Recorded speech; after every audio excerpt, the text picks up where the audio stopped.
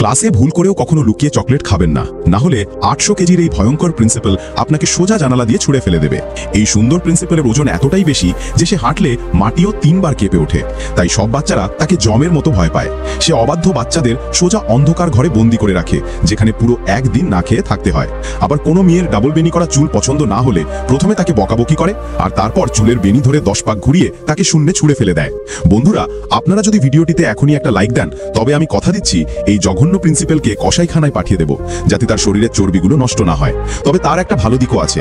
ক্লাসের এক মোটু বাচ্চাকে চকলেট পছন্দ করতে দেখে তিনি তাকে মন ভরে খেতে দেন। ক্লাসের বাকিরা ভাবছিল এর পেছনে নিশ্চয়ই প্রিন্সিপালের কোনো খারাপ মতলব আছে, কিন্তু বাচ্চাটি যখন এক লোকমা খেলো তখন সেটা তার কাছে অমৃতের মতো মনে হলো, আর সে গপাগপ খেতে শুরু করলো। খাওয়া শেষে সে তৃপ্তিতে আঙুল মটকাচ্ছিল।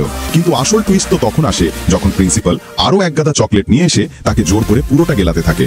এখন কমেন্টে বলুন, মাসে 1 লাখ টাকা স্যালারি দিলেও আপনি কি এমন ভয়ঙ্কর স্কুলে পড়তে রাজি হবেন?